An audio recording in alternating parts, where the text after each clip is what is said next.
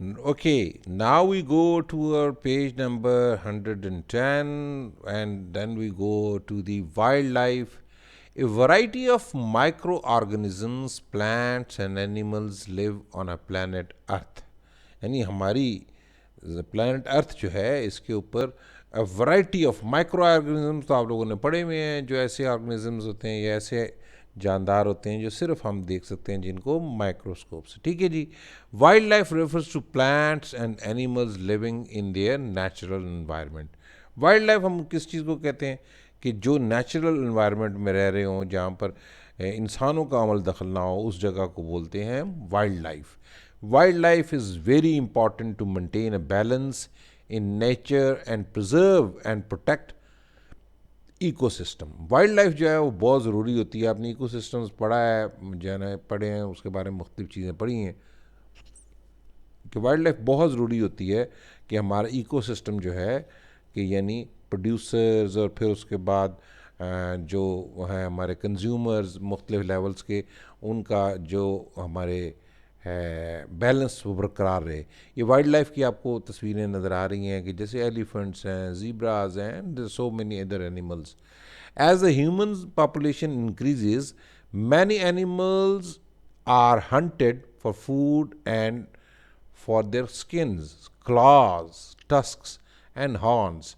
जब इंसानों की आबादी बढ़ती है तो बहुत सारे जानवरों का ना शिकार किया जाता है, कुछ को खाने के लिए, कुछ की खालों के लिए, कुछ के मुख्तलिफ पंजों और मुख्तलिफ उनकी चीज़ें, उनके सींगों के लिए, जैसे हाथियों का शिकार किया जाता है।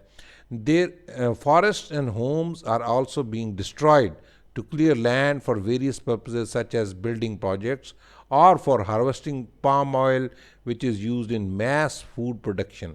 अच्छा, उन जो हम जंगल जो है खाली जानवरों को मारने के लिए ही नहीं जंगलों का तबाही कर रहे इंसान, बल्कि कई दफ़ा तो ऐसा कर रहे हैं कि हम बिल्डिंग प्रोजेक्ट्स बनाते हैं तब भी हम जंगलों को ख़त्म कर देते हैं, और फिर हम कई दफ़ा पाम ऑयल वगैरह उगाते हैं जो कि हमारे बहुत ज़्यादा फूड इंडस्ट्री में इस्तेमाल होता है, उसके लिए भी हम जंगलों का खात्मा करते रहते हैं।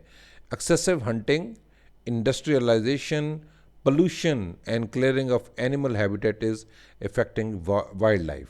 यानी अगर आपसे को पूछे कि कौन सी चीज़ इफ़ेक्ट कर रही है वाइल्ड लाइफ को, तो there are main three reasons. One is excessive hunting, second is industrialization, and third is pollution and clearing of animal habitats. It is affecting the wildlife. This could lead to many of our plants and animals disappearing from our planet forever। इससे क्या एक नुकसान हो सकता है कि हमारे जो है ना प्लेनेट अर्थ से बहुत सारे जानवर हमेशा हमेशा के लिए ख़त्म हो जाए।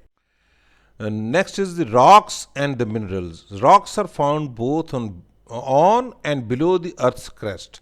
जो ज़मीन की ऊपर वाली सतह है ना, जैसे हमने पढ़ा था पहले भी कि सबसे ऊपर वाली अपर मोस्ट जो उसकी लेयर है ज़मीन की, उसके रॉक्स जो होती हैं उसके ऊपर भी होती हैं और उसके अंदर भी होती हैं। ठीक है जी। They are made up of naturally occurring substances called minerals. ये रॉक्स जो होती हैं जो कुदरती तौर पर बनी हुई चीज़ें होती हैं, मिनरल्स, उनसे मिल के बनती हैं रॉक्स जो है। रॉक्स में कंटेन वन और more types of minerals. Rocks में कभी एक तरह का भी मिनरल हो सकते हैं और कई दफ़ा मुख्तलिफ मिनरल्स से मिल के भी रॉक्स बनती हैं। Limestone, quartz, mica, gold and silver are examples of minerals found in rocks। And what are the classic examples of the minerals found in the rocks? These are rocks may contain limestone, quartz, mica, gold and silver। ठीक है जी। There are many different varieties of rocks and they come in different colors and sizes। बहुत सारी variety है rocks की या पत्थर की जो कि मुख्तलिफ साइज़ में और मुख्तलिफ कलर्स में होते हैं। Some of them are use to build houses, buildings, roads and bridges. कई जगह पर तो बड़े बड़े पत्थर जो हैं वो इस्तेमाल किए जाते हैं मुख्तलिफ कामों के लिए, जैसे हम उनकी बिल्डिंग्स बनाते हैं, हाउसेज बनाते हैं, उनसे रोड्स बनाते हैं, ब्रिजेस बनाते हैं। ये देखें, there are some examples of rocks and minerals. Here are some rocks and minerals different colours में, देखें डिफरेंट क्रिस्टलाइज फॉर्म में हैं, कई कई जो रॉ फॉर्म में हैं। ठीक है। ये कुछ लफ्ज़ हमने नए पढ़े हैं इस पेज पे। हार्वेस्टिंग, हार्वेस्टिंग का मतलब होता है growing a crop and then cutting और picking it for use as a food. यानी हार्वेस्टिंग का मतलब होता है, उर्दू में इसको बोलते हैं काश्तकारी। यानी कि हम कि जब कोई जो है ना फसलें उगाते हैं और उनको फिर काट के उनको खाने पीने के लिए इस्तेमाल करते हैं, तो इसको बोलते हैं हम हार्वेस्टिंग। मैस का मतलब होता है ऑन लार्ज स्केल। जब हम कहते हैं मास स्केल पे ये हो रहा है, तो इसका मतलब है कि जी बहुत बड़े स्केल पे हो रहा है। ठीक है जी, let's go to the next page. Next page says fossil fuels. Fossil fuels, coal, oil, that's petroleum, and natural gas are sources of energy called fossil fuels. Fossil fuels क्या होते हैं? फॉसिल फ्यूल्स जो होते हैं, जो जैसे कोल होता है, ऑयल होता है और नेचुरल गैस जो है, they are known as fossil fuels. We depend on them for most of our energy needs. हम जो है इंसानों की ज़्यादातर एनर्जी नीड्स जो हैं ये फॉसिल फ्यूल्स ही पूरी करते हैं। We use them to run our vehicles and produce electricity. हम इनको इस्तेमाल करते हैं अपनी गाड़ियाँ चलाने के लिए और फिर बिजली वगैरह पैदा करने के लिए। Why are they called fossil fuels? अभी बात सोचने की ये है कि इन चीज़ों को हम फॉसिल फ्यूल्स ही क्यों कहते हैं। Fossil fuels are formed from the organic remains of prehistoric plants and animals that lived millions of years ago। यानी फॉसिल फ्यूल्स क्या चीज़ होती हैं, बनते इस तरह हैं कि वो ऑर्गेनिक चीज़ें, यानी कि जो चीज़ें कभी ना कभी ज़िंदा रही होती हैं, तो वो जो आज से मिलियंस ऑफ ईयर्स अगो जो है ना, जो ज़िंदा रही हैं चीज़ें, और उनके जो है ना उनके उनसे कन्वर्ट होके ये बनते हैं fossil fuels. They are buried deep down under the layers of rocks and sediments. Pressure and temperature changes these organic remains into fossil fuels। यानी ये क्या होता है कि मिट्टी और रॉक्स के नीचे दबी रहती हैं, तो फिर उनके ऊपर जो प्रेशर पड़ता है उससे ये चेंज होती रहती हैं, अपनी फॉर्म चेंज करती रहती हैं और आस्ता आस्ता दे बिकम अ फ्यूल। अब हम कोल के बारे में थोड़ा सा पढ़ते हैं। What is coal? Coal is a solid fossil fuel that has to be dug out from the inside of the earth। कोल क्या होता है? ये एक सॉलिड फॉसिल फ्यूल है, ये सॉलिड होता है, ठीक है ना जी। बाकी फ्यूल्स की निस्बत दिस इज सॉलिड, और इसको हम ज़मीन खोद के नीचे से निकालते हैं। It is form from huge trees that lived billions of years ago in swamp forests. यानी ये स्वैम्प्स जो होती हैं ना, वो क्या चीज़ होती हैं जहाँ पर बहुत ज़्यादा पानी होता है ना, जैसे दलदली इलाका होता है, वहाँ पर बहुत बड़े बड़े दरख्त बन जाते हैं, ठीक है जी। तो वो ये जो कोल्स है ना, ये उनके जो रिमेन्स है ना, जब वो टूट के बर्बाद होके गिर गए और उनके ऊपर मिट्टी और रॉक्स वगैरह आ गई, तो उनके काफ़ी मिलियंस ऑफ ईयर्स के बाद ना ये क्या हुआ, इस लकड़ी से ये क्या बन गया, आस्ता आस्ता it became coal. Coal is still used sometimes to heat our homes, cook food and power plants to generate electricity। कोल को भी बहुत जगह पर इस्तेमाल करते हैं। फॉर एग्जांपल कई जगहों पर खाना पकाने के लिए भी इस्तेमाल होता है, और there are some power plants जहाँ पर हम इस कोल की मदद से बिजली जनरेट करते हैं। Then is oil. Crude oil or petroleum is a liquid fossil fuel that is formed from the remains of marine plants and animals deposited and buried under layers of sediments in the sea floor। अच्छा, अब crude oil या जिसको petroleum भी कहते हैं, ये कैसे बना? ये असल में जो समुद्रों में जो होते थे ना, जितने प्लांट्स वगैरह होते थे या एनिमल्स होते थे जो समुद्रों में जो मर जाते हैं या उधर ख़त्म हो जाते हैं, तो उनकी मदद से जो बनते हैं ना, जो फॉसिल्स, वो बनाते हैं क्या?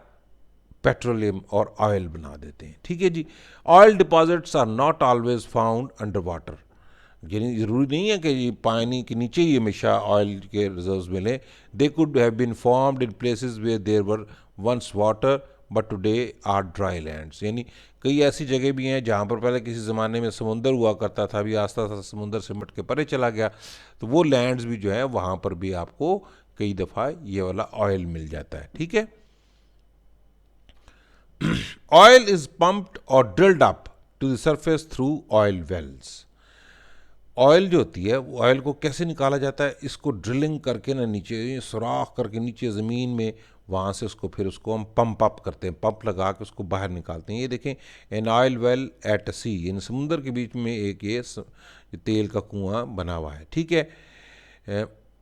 Crude oil is refined make to make our kerosene, petrol, diesel and other fuels that we use in our vehicles and industries. जो नीचे रॉ ऑयल या बिल्कुल जो पहले गंदा सा जो तेल निकलता है उसको हम उसकी रिफाइनरी यानी उसको साफ़ करने वाली मशीनरी जो होती है, रिफाइन करने वाली मशीनरियाँ उसमें इस्तेमाल उसमें उसमें से गुजार के तो हम उसमें से पहले पहले केरोसिन, पेट्रोल, डीज़ल और दूसरे फ्यूल्स जो कि मुख्तलिफ हम अपनी मशीनों में या इंडस्ट्रीज़ में इस्तेमाल करते हैं वो बनाया जाता है। Crude oil is also used in the manufacturing of plastics, fertilisers and medicines. Crude oil को ना हम और भी प्लास्टिक्स वगैरह बनाने के लिए या अपनी खादें बनाने के लिए या फर्टिलाइज़र जिसको बोलते हैं इंग्लिश में, फर्टिलाइजर्स और मेडिसिन वगैरह बनाने के लिए भी हम क्रूड ऑयल को इस्तेमाल करते हैं। नेचुरल गैस भी निकलती है हमारी, जो it's a type of fossil fuel. Natural gas is found in pockets near oil deposits below the surface of the earth. अच्छा, नेचुरल गैस जो होती है, जिस तरह हमारे मुल्क में सबसे मशहूर सुई गैस है, हालांकि बहुत जगह पर गैस निकलती है, तो ये गैस जो है क्या होती है, जहाँ जहाँ पर ऑयल होता है ना उसके करीब करीब ये गैस के भी डिपॉजिट ज़मीन में नीचे बने हुए होते हैं। It consist mainly of methane gas, यानी आम तौर पे ये जो गैस होती है ना, ये जो हमें गैस नीचे नेचुरल गैस मिलती है, ये मीथेन गैस होती है। It can be pumped up in the same way as oil, यानी इसको भी इसी तरह जैसे हम ऑयल को नीचे से पंप करके बाहर निकालते हैं, इस तरह इस गैस को भी हम इसी तरह निकालते हैं। It is use for cooking and heating our homes. आम तौर पे इसका इस्तेमाल हमें नज़र आता है कहाँ पर, हमें कुकिंग करने के लिए या हीटिंग के लिए। ये देखिए नेचुरल गैस के जो है ना नीचे से निकाली जा रहे हैं, उसको रिफ़ाइन करके नेचुरल गैस को ये इसमें से निकाली जा रही है ज़मीन में से, ठीक है। हमने एक नया लफ्ज़ यहाँ पर सीखा, फॉसिल्स, जो खैर आपने पहले भी पढ़ा हुआ है। The remains of plants and animals that lived millions of years ago and are preserved in the earth's crust, यानी कि जो ज़मीन की ऊपर वाली सतह उसके बीच में आपको आज से लाखों साल पहले जो दरख्त वगैरह थे वो गिर के आस्ता आस्ता वो फ्यूल बन चुके हैं और उनको अब हम क्या कहते हैं, फॉसिल्स, ठीक है जी। एक और भी फैक्ट इस पेज पे बनाया गया कि natural gas is a natural resource that does not have a natural smell. Natural gas एक ऐसा ज़बरदस्त रिसोर्स है कि जिसकी स्मेल नहीं होती। Smell is added to gas for safety reasons. इसमें थोड़ी सी स्मेल ऐड की जाती है ताकि हमें कभी ये खुदा न खास्ता कहीं लीक हो रही हो तो हमें पता चल सके, वरना तो नेचुरल गैस जो है, मीथेन गैस जो है, इसकी अगर बू ना हमें आए तो हम तो जो है ना को खुदा न खास्ता उधर को आग जला देते तो नुकसान भी हो सकता है। सो नेचुरल गैस के अंदर जो खुद ब खुद जो है ना उसके अंदर स्मेल नहीं होती, ये स्मेल उसमें ऐड की जाती है। Okay, next page, human impact on our natural resources. Oh, ये बड़ा इंपॉर्टेंट चीज़ है कि इंसान जो है उनका इम्पैक्ट्स क्या हो रहे हैं हमारे नेचुरल रिसोर्सेज पे। Human activity has an impact on the earth and on earth's natural resources. इंसानों की जो है ना, इंसानों की वजह से ये दुनिया में और दुनिया के जो कुदरती वसाइल हैं उन पे बहुत गहरा असर पड़ रहा है। Some of this activity is positive but some human activity is negative and we can damage the earth. कुछ चीज़ें तो इंसान जो है कर रहे हैं उससे तो दुनिया में फ़ायदा हो रहा है, मगर कुछ हम ऐसे काम भी कर रहे हैं जिससे हम इस दुनिया को या इस प्लानट अर्थ को हम नुकसान भी दे सकते हैं। Look at the pictures below which show some of these negative things. यानी अब देखें, आप पिक्चर्स नीचे वाली देखें, इससे हमें पता चलेगा कि हम कौन कौन सी खराबियां पैदा कर रहे हैं। मिसाल के तौर पे ये जंगल है, उसके देखें बिल्कुल काट काट के जंगल के हम पीछे तनों के पीस नज़र आ रहे हैं हमें। इसका मतलब है हमने एक्सेसिव लॉगिंग की है, यानी लॉग्स जो हैं वो काट काट के दरख्त का जो बड़े बड़े तने होते हैं उनको लॉग बोलते हैं इंग्लिश में, ठीक है। एक्सेसिव लॉगिंग की है हमने, लॉग्स बहुत सारे काट लिए हैं। अब ये देखिए फैक्ट्रियाँ, इनमें से धुआं निकल रहा है, तो इससे क्या है, पोल्यूशन फ्रॉम दी फैक्ट्रीज, यानी हम किस तरह नुकसान दे रहे हैं, एक्सेसिव लॉगिंग से, and pollution from the factories, then pollution from many vehicles on the road. बहुत सारी गाड़ियां हैं जिनमें से धुआं निकल निकल के भी उस पूरे शहरों की आबो हवा को पलूट कर देता है या ख़राब कर देता है। फिर उसके बाद है पोल्यूशन फ्लोटिंग इन दी सी और रिवर। आप अब जाके देखें कई दरियाओं में आपको प्लास्टिक की बोतलें और गंद इस तरह नज़र आ रहा था प्लास्टिक का, जिसकी वजह से वो उसमें भी पोल्यूशन आ जाती है। अब हमने एक इम्पॉर्टेंट सी चीज़ है ये पढ़ते हैं हम, ठीक है, कि कंजर्वेशन ऑफ नेचुरल रिसोर्सेज जो है, यानी हम अपने कुदरती वसाइल हैं इनको कंजर्व कैसे कर सकते हैं, यानी इनका कम से कम इस्तेमाल और उनका बचाव कैसे कर सकते हैं। It is essential that we care for and protect our natural resources so that all living organisms can benefit from them now and in the future. यानी जी ये बहुत ज़रूरी है कि हम जो नेचुरल रिसोर्सेज है उनका ज़रा ख्याल रखें, उनको ज़रा संभालें, उनको हिफाजत करें, ताकि आज और आज के बाद आने वाला वक्त जो है इसमें जो तमाम ज़िंदा चीज़ें हैं उनसे फ़ायदा उठा सकें।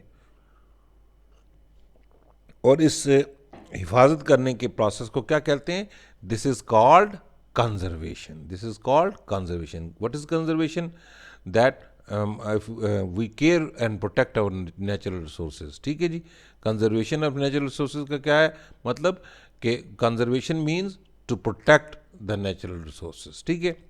Then is air. All living organisms need clean air to survive. तमाम जो हैं ज़िंदा रहने वाली चीज़ें, उनको ज़रूरत है किस चीज़ की? कि उनको साफ़ हवा मिल सके। Polluted air causes breathing and other health problems. Pollution जो है, आपने देखा कभी धुएं के करीब आप जाते हैं आपको खांसी आती है। सो पोल्यूशन जो है ना, उसकी वजह से क्या होता है कि आपको सांस के मसाइल बहुत ज़्यादा हो जाते हैं। We must try to prevent air pollution. हमें कोशिश करनी चाहिए कि हवा में कम से कम पोल्यूशन जाए, हमें उसको हवा को भी उसको भी कंजर्व करने की कोशिश करनी चाहिए। फिर आ जाते हैं वाटर की तरफ।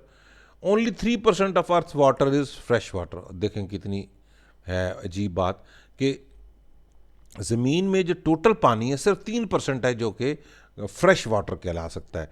And only 1% of the fresh water is available for use. और उस 3% में से भी सिर्फ 1% ही ऐसा है कि जो हम इस्तेमाल कर सकते हैं।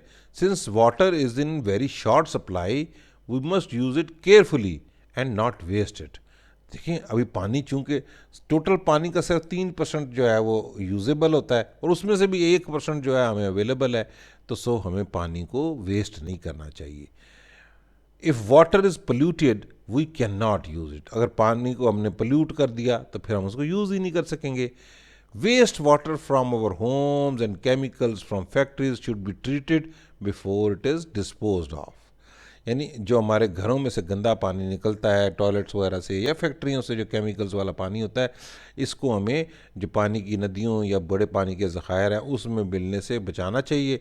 और अगर उसमें जाके फेंकना ज़रूरी है तो फिर हम उसको पहले उसकी ट्रीटमेंट कर लें ताकि बाकी पानी को वो ख़राब मत करे। अब हम आ जाते हैं सॉइल की तरफ। वाह, सॉइल में हमने एक बड़ी इंपॉर्टेंट चीज़ है एफॉरेस्टेशन। एफॉरेस्टेशन क्या होती है? देखें, एक तो डीफॉरेस्टेशन होती है ना कि हम दरख्तों को दर दर काट रहे हैं, और उसका जो है ना उल्ट क्या होता है? एफॉरेस्टेशन। एफॉरेस्टेशन क्या होता है? Afforestation is the process of introducing trees to an area that has previously not had trees growing there. Afforestation का मतलब ये होता है कि हम कोई ऐसा एरिया जहाँ पर पहले दरख्त ना लगे हुए हों वहाँ पर दरख्त लगाएं, तो इसको क्या बोलते हैं? Afforestation. This prevents soil erosion by wind and water. देखें, जो ज़मीन है ना, अगर उसमें पौधे ना लगे हुए हों तो क्या मुसीबत बनती है कि जी उस ज़मीन में कटाव आता रहता है, कट पड़ते रहते हैं, ज़मीन ख़राब होती रहती है, ठीक है, टूट फूट होती रहती है ज़मीन में। तो अगर हम इसको बचाना चाहते हैं कि ये ज़मीन की कटाव क्यों होता रहता है? कई दफ़ा बड़े बड़े तूफ़ानों, हवा के तूफ़ानों से, और कई दफ़ा पानी जब बहुत ज़्यादा बारिशें आती हैं तो तब भी ज़मीन कट फट जाती है। तो इसको बचाने के लिए अगर हमने दरख्त लगाए हों तो दरख्तों की जड़ें जो हैं ज़मीन को कटने फटने से या इरोजन, इंग्लिश में लफ्ज़ यूज़ होता है इरोजन, इरोजन से बचाती है। The soil in field should always be kept covered by planting other crops. यानी सॉइल जो है इसको हमेशा हमने कवर करके रखना चाहिए कि यानी दूसरी फसलें उगाते रहना चाहिए इसको। To avoid over grazing animals should be controlled and not allowed to graze freely as this can damage the soil. अच्छा जी, जानवर जो होते हैं उनको हमने बिल्कुल ऐसे नहीं छोड़ देना चाहिए कि हर जगह जाके मुंह मारते रहें और सारा कुछ ख़राब करते रहें। उससे क्या होता है कि वो जो है ना सारी ज़मीन को वो ख़राब कर देते हैं। इसलिए हमें जानवरों के लिए ग्रेजिंग लैंड्स जो है वो अलग से रखनी चाहिए ताकि सिर्फ उधर ही जाके वो ग्रेजिंग करें और बाकी ज़मीन को वो ख़राब मत करें। Forests, to conserve forest deforestation must be controlled. ठीक है जी, हमने जंगलात को देखे ना, हमने वो एफॉरेस्टेशन तो बताया ना, तो उसका उल्ट जो है डिफॉरेस्टेशन है कि फॉरेस्ट को कंट्रोल करने के लिए हमें क्या होना चाहिए, डिफॉरेस्टेशन को कंट्रोल करना चाहिए। इन लोगों को दरख्त काटने से बिल्कुल बेदरख्त कभी दफ़ा काटने भी पड़ते हैं मगर है कि उसको कंट्रोल तरीके से काटना चाहिए, इस तरह बेदरेग नहीं काटना चाहिए। ठीक है जी। Planting of trees should be encouraged, यानी हमें एक दूसरे की इस बात पे हौसला अफजाई करनी चाहिए दरख्त उगाने के लिए। प्लांटेशन जो है ना, प्लांटेशन को इनकरेज करना चाहिए, एक दूसरे को बताना चाहिए कि भाई हमें दरख्त उगाने चाहिए। ठीक है। Many trees are cut down to make paper, we should try our best to not waste it, used paper can be recycled. हम जो है ना बहुत सारे दरख्त जो है ना काटे जाते हैं किस काम के लिए, कि पेपर बनाने के लिए। तो हमें ज़रा पेपर को भी इस तरह नहीं बेदरेग नहीं इस्तेमाल करना चाहिए कि पेपर को हम जो है ना, अगर पेपर हम यूज़ करते भी हैं तो उसको दोबारा हमें रिसाइकल करके उसको दोबारा उससे पेपर बनाया जा सकता है। ठीक हो गया जी। अब ये वोकेबलरी जो है हमारी, इसमें हमने नई दो चीज़ें सीखी हैं, एफॉरेस्टेशन और डिफॉरेस्टेशन। ज़रा रिपीट कर लेते हैं कि what is afforestation. Planting of trees in large numbers is known as afforestation. ठीक है जी। हम बड़ी तादाद में अगर दरख्त लगाएंगे कहीं पर तो उसको बोलेंगे एफॉरेस्टेशन। जैसे ये देखें इस जंगल में कि किसी ने मेहनत करके ये दरख्त लगाए हुए हैं। और डिफॉरेस्टेशन क्या होती है, cutting down of trees in large numbers, कि हम अगर बहुत बड़ी तादाद में दरख्तों को अगर हम काटना शुरू कर दें तो ये अमल क्या कहलाता है, डिफॉरेस्टेशन। ठीक है जी।